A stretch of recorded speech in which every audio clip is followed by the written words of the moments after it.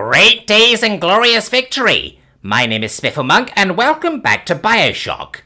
I couldn't leave it where that was, so as soon as I was back in the office this morning, I decided I needed to finish what I started. Spiff looks at the camera, then reaches down into the drawer, putting on a pair of comedy eyebrows, the same he was wearing after an encounter with Eve's garden. And these shall stay on for the duration. You aren't escaping me that easily. On we go! Spiff continues where he left off, at the entrance to Hephaestus, one of the bigger areas in the game. He goes through the area and encounters Andrew Ryan's Rogues Gallery. What the actual fucking fuck-a-fuck? God, this Andrew Ryan is crazier than Cohen! At least Ryan doesn't try to call mass murder an art form. Ugh. He explores the area, noting each body. Corpses of people, named people, hanging from pillars impaled on huge spikes with blood streaked across the walls and floor. Eventually he encounters the body of Anya Andersdotter and gets the next objective from the tape she was carrying. Sympathetic overload in harmonic core number 3. Wow, that's some tasty jargon right there. Is that the word for smart-sounding nonsense? Right? Jargon? Anyway. The way is blocked by Ryan. Spiff just follows the objective arrow to the next location, after beating the splicer ambush sent by Ryan. The next area is in an area with turning wheels and grinding gears, and as Spiff loots the place, the lights go out, then reappear. Oh. Oh dear. I know this. It's another trap. You can't fool me, humans. I know your game by now. Spiff looks around, looting more bodies. The lights go out again, then return moments later. Spiff maintains caution, but his loot goblin instincts are too strong. The lights dim and return one more time. He approaches 3 corpses and is literally scared out of his seat as the bodies come to life and engage him. Bah! Fuck! Spiff scrambles to pause the game and sits on the floor to catch his breath. So much for knowing. God, that one actually hurt a bit. Spiff gets back on his chair and takes a deep breath, then unpauses the game and fights back. He's lost a bit of health from the battle after he got the heck scared out of him, but he gets through it easy enough.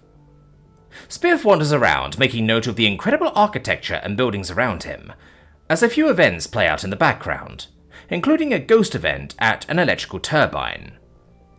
Spiff picks up a tape recording of one Pablo Navarro and gets his next objective, Kybert's tool shop. There he fights off a few splicers, beating them a little too easily for his comfort, and finds the tool shop with the next clue. Device, huh? Someone's been up to some questionable things. Right. As far as logic can tell me, this Kyber's guy has made a thingy that will do a thingy to the door, letting me pass to the next level. Right. Off we go. Spiff follows the arrow on his screen and finds a crawl space eventually, and encounters a device that looks suspiciously familiar. Is that a bomb? It looks suspiciously familiar when I look at some human history books and engineering manuals. Oh, a tape. Yep, it's a bomb. Right. Nitroglycerin, 4 R32 wire stubs, then ionic gel? Okay, The explosive to set the bomb off. It's an electrical circuit, so presumably that's what the ionic gel substance is for. The wire stubs to basically act as a circuit. Okay then, let's go find that. It isn't nearly as easy as finding the ingredients for the Lazarus Vector from Arcadia, as the R34 stubs come from Big Daddies, and Spiff has to kill 3 to get the components he needs. After a hard fight and a trip to the office of the tool shop, Spiff finally returns to the bomb and assembles the parts. That was annoying. Are all collect and fetch quests this irritating? Anyway. Oh! It's an EMP bomb! That makes more sense. Right, take this to the core. Apparently. Is that like a power station? Of course it is, Spiff. That's what the electric bomb is for. I can be such a twit sometimes. Spiff heads to geothermal control, and he stops at the entryway to see 2 glass tubes full of a molten rock of sorts. Whoa, hold it! Geothermal? What is that? Spiff pauses, tabs out, and does a quick search. The camera returns and his mouth is agape. His eyes void of life, and once again his death glare returns, made slightly less serious by the sight of the stupid plastic eyebrows he's wearing. Okay, humans have figured out how to take direct control of using heat generated by thermal reactions in a planet's crust, and basically use that heat to generate electricity. It seems the tech is more advanced than it used to be compared to what I'm seeing here. Well, that's something to send to the council later. Spiff carries on and looks about the new area around the core. Spiff gets to the release valve and, as per Atlas's direction, prepares for an ambush. A few trap bolts and a few mines, he's ready and turns the valve. Splice is engaged and he deals with 3 waves of enemies pretty fast. Yeah, I'm getting good at this. Can't ambush me anymore. Spiff finishes the release valve sequence and bores away all the water blocking his path to the next area. He kills a few splicers on the way and moves towards the core. Spiff mostly ignores these speeches from Atlas and Ryan, attempting to ignore the story. Something odd about all this silliness. But ho! Onward to glory! Spiff gets to the core, lowers the reactor and places the bomb on it. The bomb goes off in spectacular fashion, and arcs of electricity shatter the reactor systems, breaking everything. Spiff is released from the room and heads up to Ryan's office, fighting his way through splicers. Ow! Oh god! Is this for real? Am I actually done with this now? Is this the endgame? Spiff becomes very excited as he heads up to Ryan's office. When Spiff gets there, he senses an ambush coming, and puts down more traps. He hits the circuit breaker and the quest completes. Spiff heads into Rapture Control, the next level. Ow! Level transition! Oh, it is! I can finally be done with this abomination. God, this game is evil. I mean, it's awesome, but God, the shit that happens here. Spiff enters the next area and is too excited to pay attention to the story bits that are now happening as he charges through the area, looting away. Eventually, he gets through to Ryan's office.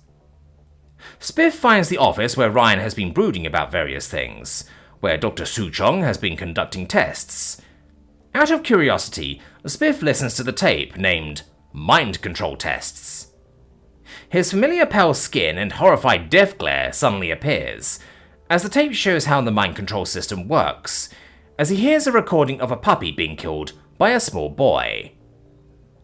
What the actual fuck? Spiff removes the comedy eyebrows and returns them to his desk drawer. Right. Time to pass judgment on an entirely new level. Gods above, what madness is this place? What's this tape? Lot 111. Baby is a year old. 58 pounds? 198-year-old? What? That's not how humans work.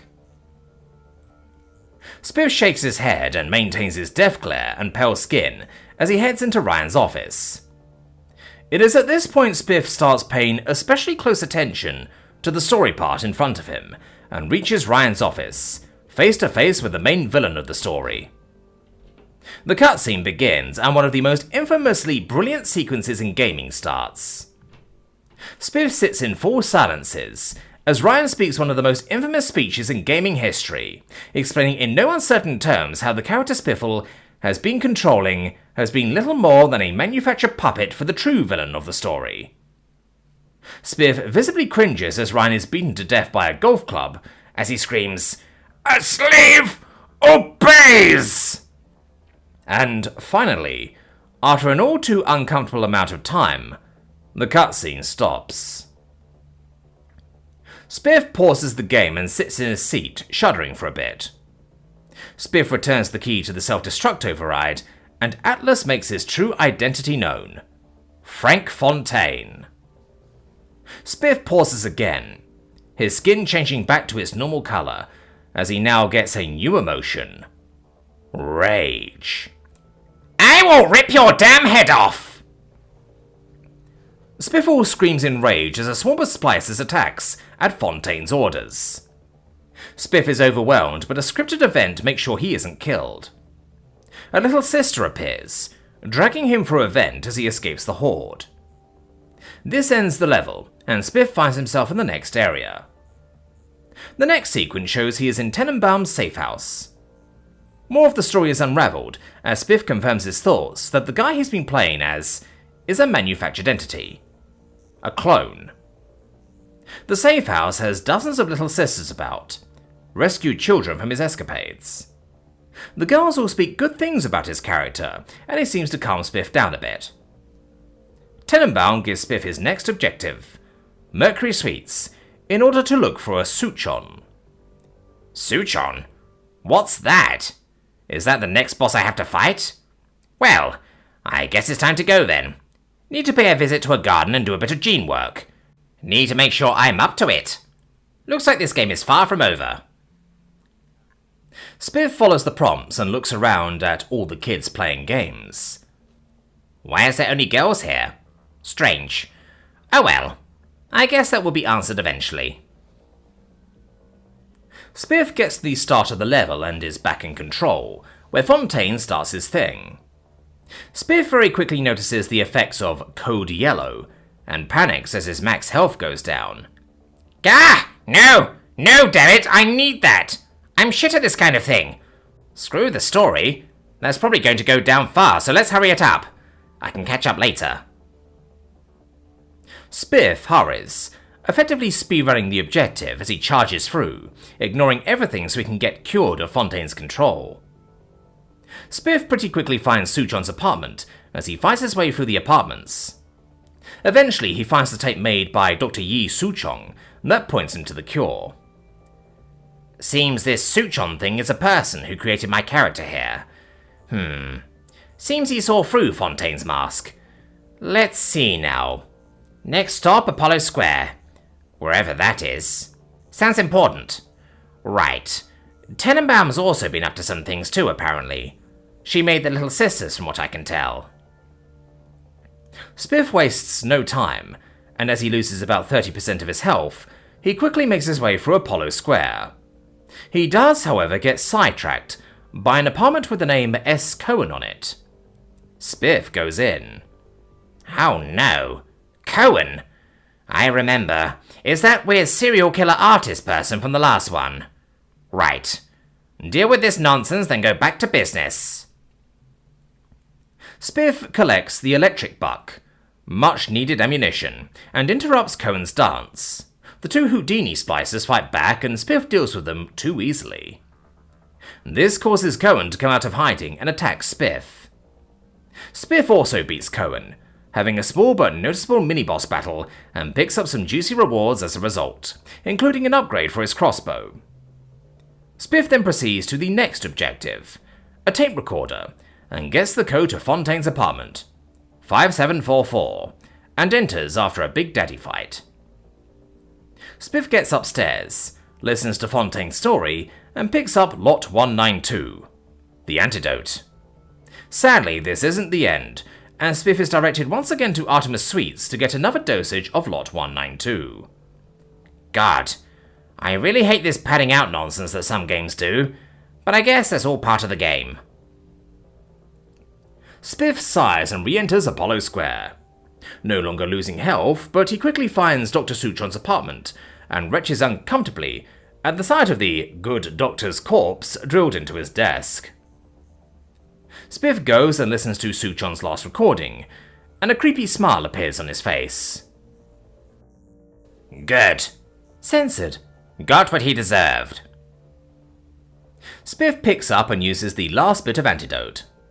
Spiff gets a new objective, Point Prometheus. Spiff heads through to the next level, and is annoyingly ambushed by splicers. Fontaine gets away, of course, and Tenenbaum gets a new idea. You fucking what? You want to turn me into one of those blasted things? God, no. Please tell me there's another way. There isn't, is there? Spiff sighs and annoying grumbles at the game, going through the processes. He still pays attention to the story, but is about done by now. First objective is pheromones. Spiff quickly finds the first file, and becomes visibly angry when he encounters the first ghost in the level. A little sister screaming how she doesn't want to go on the table. Spiff's eyes burn with a strange kind of rage, and he charges through the next area. This place is evil! Spiff finds 2 more samples in short order, then gets the objective to find the voice box first. In the meantime, he kills a few big daddies in the area and collects their components. He quickly has enough to meet demand. When he gets to the voice box modification machine, Spiff visibly cringes in pain as the animation plays out. Gods, that's awful. Okay, so that bit is done.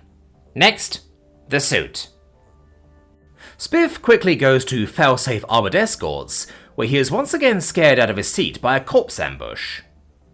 He doesn't scare as easily as he did last time, and manages to clear the road ahead in short order, before returning to his seat proper.